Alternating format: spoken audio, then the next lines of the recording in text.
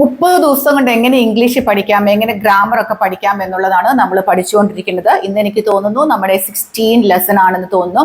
അപ്പോൾ ഇന്ന് നമ്മുടെ ക്ലാസ് ശ്രദ്ധിക്കുക. ഞാൻ പഠിപ്പിച്ച കുറേ കാര്യങ്ങളൊക്കെ വെച്ചിട്ട് എങ്ങനെ മലയാള സെന്റൻസുകൾ നമുക്ക് ഇംഗ്ലീഷിൽ എഴുതാൻ പറ്റും, Malayalam to English.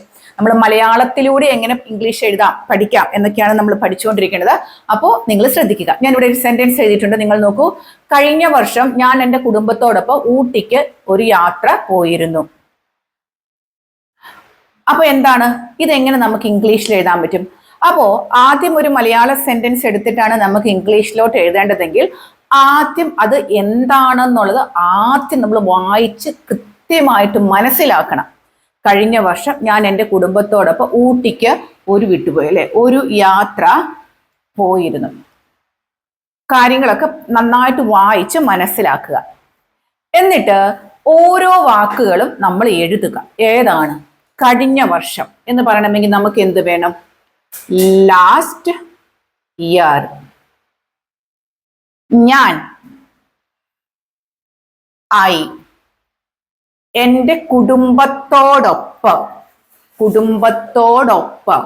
With my family. ഊട്ടിക്ക് നമ്മൾ ഒരു സ്ഥലത്തേക്ക് പോകുമ്പോൾ അവിടെ ടു വേണമെന്ന് നമ്മൾ പഠിച്ചിട്ടുണ്ട്. ഊട്ടി, ടു ഊട്ടി.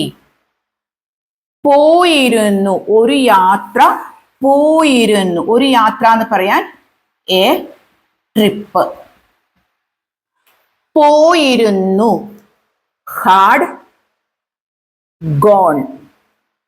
അപ്പൊ എന്തിനാണ് ഇവിടെ ഹാഡ് ഗോൺ? ഇപ്പൊ നിങ്ങൾ പലരും ചിന്തിച്ചു ഇവിടെ വെന്റ് ഉപയോഗിച്ച്, വെന്റ് പറയത്തില്ലേന്ന്. വെന്റ് പറയില്ല. കാര്യം ഞാൻ പറഞ്ഞിട്ടുണ്ടായിരുന്നു, നമ്മുടെ എക്സ്പീരിയൻസുകൾ ഷെയർ ചെയ്യാൻ നമ്മൾ പെർഫെക്റ്റ് ടെൻസ് ആണ് ഉപയോഗിക്കേണ്ടതെന്ന് പറഞ്ഞു. ഇപ്പൊ ഞാൻ ഊട്ടിക്ക് പോയ കാര്യമാണ് നിങ്ങളോട് ഷെയർ ചെയ്യാൻ പോകുന്നത്. സോ നമ്മൾ പെർഫെക്റ്റ് ടെൻസ് ആണ് ഉപയോഗിക്കുന്നത്, വെന്റ് അല്ല നമ്മളിവിടെ ഉപയോഗിച്ചത്. അപ്പൊ നമുക്ക് അറിയുന്ന വാക്കുകളെല്ലാം നമ്മളിവിടെ എഴുതി വെച്ചു. ഇനി നമുക്കൊരു സെന്റൻസ് എഴുതണമെങ്കിൽ മലയാള സെന്റൻസിൽ ഇതിനും സ്ട്രക്ചർ ഉണ്ട്, ഇംഗ്ലീഷ് സെന്റൻസിനും എന്തുണ്ട്? Also have structure. പക്ഷേ ഇംഗ്ലീഷ് സെന്റൻസിന്റെ സ്ട്രക്ചർ എന്ന് പറയുന്നത് സബ്ജക്റ്റ്, വേർബ്, ഒബ്ജക്റ്റ് എന്ന രീതിയാണ് വേണ്ടത്. അപ്പൊ നമ്മൾ ഇനി ഇവിടുത്തെ സബ്ജക്റ്റ് കണ്ടുപിടിക്കണം. കഴിഞ്ഞ വർഷം ഞാൻ എൻ്റെ കുടുംബത്തോടൊപ്പം ഊട്ടിക്കൊരു യാത്ര പോയിരുന്നു എന്നാണ് എഴുതുന്നത്. അപ്പോൾ ഊട്ടിക്ക് പോയ ആൾ ആരാണ്? ഞാനാണ് പോയത്. സബ്ജക്റ്റ് ഐ എഴുതി. ഇനി നമുക്ക് എന്ത് വേണം? സബ്ജക്റ്റ് എഴുതി, വേർബ് എഴുതി. ഇവിടുത്തെ വേർബ് ഏതാണ്? പോയിരുന്നു, അല്ലെ? എൻ്റെ കുടുംബം ഊട്ടി. യാത്ര നിങ്ങൾ ഓർക്കും വേർബ് അല്ലേന്ന്, അല്ലെ? അല്ല, പോവുക. പ്രവൃത്തി എന്താണ്? പോവുക എന്നുള്ളതാണ്. എഴുതി. ഇനി എങ്ങോട്ടാണ് ഞാൻ പോയത്? ഐ ഹാഡ് ഗോൺ എന്ന് എഴുതി, അല്ലെ? Had gone verb. ഈ പ്രവൃത്തി എന്താണ് ചെയ്തത്? ട്രിപ്പ് പോവുകയാണ് ചെയ്തത്, അല്ലെ? പ്രവൃത്തി എന്താണ്? പോയിരുന്നു എന്നുള്ളതാണ്. യാത്ര എങ്ങോട്ടാണ്? ഊട്ടിക്ക്. അപ്പൊ I had gone a trip. എങ്ങോട്ടാണ്? ടു ഊട്ടി. അപ്പൊ ഇവിടെ ശ്രദ്ധിക്കേണ്ട ഒരു കാര്യമുണ്ട്. I had gone a trip to Ooty എന്ന് പറയുമ്പോൾ നമ്മളിനി ഞാന് ട്രിപ്പ് പോയ കാര്യം ഇനി സംസാരിക്കാൻ തുടങ്ങുവാണ്. ഞാൻ അവിടെ അവസാനിപ്പിക്കുകയല്ല. അപ്പോൾ എ ട്രിപ്പ് എന്നല്ല നമ്മൾ പണ്ട്, ഇവിടെ ഇനി ഒരു ഓൺ കൊടുക്കണം. ഞാൻ ആ ട്രിപ്പിനെ കുറിച്ച് എന്തൊക്കെ എനിക്ക് സംഭവിച്ചു, എന്തൊക്കെയാണ് എന്നൊക്കെ പറയാൻ പോകുന്നതുകൊണ്ട് I had gone on a trip to Ooty. ആരുടെ ഒപ്പം? With my family. നോക്കൂ, I had gone on a trip to Ooty with my family. ഞാൻ പോയിരുന്നു ഒരു ട്രിപ്പ് ഊട്ടിക്ക് വിത്ത് മൈ ഫാമിലി. അപ്പോൾ മലയാള സെന്റൻസിനെ നമ്മൾ ഇംഗ്ലീഷിലോട്ട് മാറ്റുമ്പോൾ അതിൻ്റെ അർത്ഥം മാറാതിരിക്കാൻ വേണ്ടി ശ്രദ്ധിക്കുക. പക്ഷെ നമ്മൾ എഴുതുമ്പോൾ അങ്ങോട്ടും ഇങ്ങോട്ടും ഒക്കെ മാറും. പക്ഷെ ഏറ്റവും അനുയോജ്യമായ വേർബ് കൊടുത്തിട്ട് ആ അർത്ഥം, ഉദ്ദേശിക്കുന്ന അർത്ഥം എന്താണോ അത് മാറാതിരിക്കാൻ വേണ്ടി ശ്രദ്ധിക്കുക. അപ്പോൾ എൻ്റെ കുടുംബത്തോടൊപ്പം കഴിഞ്ഞ വർഷം ഞാനൊരു ഊട്ടിക്ക് യാത്ര പോയിരുന്നു. അപ്പൊ നമ്മൾ കഴിഞ്ഞ വർഷം ചേർത്തില്ല. With my family last year. ഈ ലാസ്റ്റ് ഇയർ ആദ്യം കൊടുത്താലും പ്രശ്നമില്ല.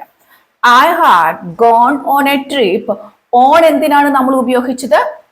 ഒരു ട്രിപ്പ് പോയി എന്ന് പറഞ്ഞ് നമ്മൾ അവസാനിപ്പിക്കുകയല്ല ചെയ്ത്. ഇനി ആ ട്രിപ്പിനെ കുറിച്ച് ഞാൻ പറയാൻ പോവുകയാണ്. അതുകൊണ്ട് നമ്മളിവിടെ ഓൺ ചേർത്തു. I had gone on a trip to Ooty with my family last year. Clear ആയല്ലോ?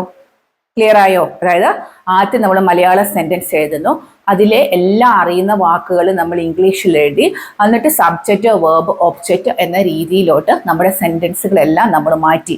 I had gone on a trip to Ooty with my family last year.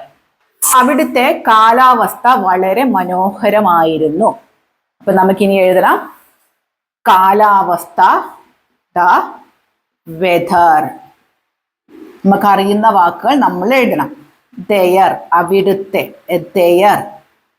മനോഹരമായിരുന്നു, ആയിരുന്നു, വാസ്. വളരെ, വെരി, ബ്യൂട്ടിഫുൾ.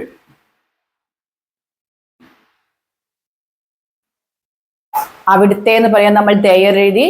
കാലാവസ്ഥ, ദ വെദർ, ക്ലൈമറ്റ് അല്ലോട്ടോ the weather. വളരെ, very, മനോഹരമായിരുന്നു, beautiful, was. അപ്പൊ നിങ്ങൾ ഇനി അതൊന്ന് സെന്റൻസ് ആക്കി എഴുതൂ. എങ്ങനെ എഴുതണം? കാലാവസ്ഥയെ കുറിച്ചാണ് നമ്മൾ ഇവിടെ ഇനി പറയാൻ പോകുന്നത്, അല്ലെ? ഇവിടെ നമ്മൾ ഇനി പറയാൻ പോകുന്നത് കാലാവസ്ഥയാണ്. അപ്പൊ നമ്മൾ അതിനെ സബ്ജക്റ്റ് ആക്കി ഇങ്ങ് എടുക്കുകയാണ്. The weather. എവിടുത്തെ വെദർ ആണ്? അവിടുത്തെ. വെദർ, ദയർ, ആയിരുന്നു, വാസ്, വെരി, ബ്യൂട്ടിഫുൾ.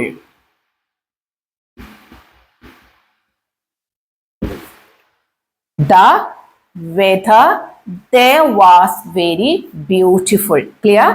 അപ്പോൾ ഇവിടെ നമ്മൾ കാലാവസ്ഥയെ കുറിച്ച് പറയുന്നത് കൊണ്ട് വെദറിനെ കാലാവസ്ഥ സബ്ജക്റ്റ് ആക്കി എടുത്തു, അവിടെ കൊടുത്തു. there ഞാൻ പറഞ്ഞിട്ടുണ്ട്, അവസാന ഭാഗം നമ്മൾ വേർബ് ആക്കി എടുത്തു. was very beautiful. The weather there was very beautiful. Clear? ഇവിടെ നമ്മൾ സബ്ജക്റ്റ്, വേർബ്, ഒബ്ജക്റ്റ്, ഈ സെന്റൻസ് സ്ട്രക്ചർ മറന്നു പോകാതിരിക്കാൻ വേണ്ടിയിട്ട് ശ്രദ്ധിക്കുക. അപ്പൊ ഇന്ന് 2 സെന്റൻസ് ആണ് നമ്മൾ മലയാളം ടു ഇംഗ്ലീഷ് ട്രാൻസ്ലേറ്റ് ചെയ്ത് പഠിച്ചത്. അപ്പോൾ ഞാൻ കമന്റ് ബോക്സിൽ 2 സെന്റൻസ് ഇതിന്റെ ബാക്കി എന്നോണം കൊടുക്കും. നിങ്ങൾ അതൊന്ന് ട്രാൻസ്ലേറ്റ് ചെയ്യാൻ പറ്റുന്നുണ്ടോ എന്ന് നോക്കുക, നമ്മുടെ കമന്റ് ബോക്സിൽ കൊടുക്കുക. ഞാൻ നാളെ അതിന്റെ ബാക്കി നിങ്ങൾക്ക് പറഞ്ഞുതരാം. തന്ന കമന്റ് ബോക്സിൽ നിങ്ങൾക്കുള്ള സെന്റൻസുകൾ അടുത്ത ദിവസം തന്നെ നിങ്ങൾക്ക് നോക്കി പറഞ്ഞുതരാം കേട്ടോ. അപ്പോൾ ഇങ്ങനെയാണ് ഓരോ മലയാള സെന്റൻസും ഇംഗ്ലീഷിലോട്ട് നമ്മൾ ട്രാൻസ്ലേറ്റ് ചെയ്യുന്നത്. ആദ്യം അത് അർത്ഥം മനസ്സിലാക്കി വായിക്കുക, അറിയുന്ന വാക്കുകൾ ഏതൊക്കെയാണെന്ന് എഴുതി വെക്കുക, എന്നിട്ട് സബ്ജക്റ്റ്, വേർബ്, ഒബ്ജക്റ്റ് എന്ന രീതിയിൽ അതിനെ ക്രോഡീകരിച്ച് എഴുതാൻ വേണ്ടി ശ്രമിക്കുക. ഓക്കെ, അപ്പൊ ഇന്നത്തെ ക്ലാസ് ഇവിടെ പൂർണ്ണമാവുകയാണ്. നമുക്ക് അടുത്ത ദിവസം വീണ്ടും കാണാം.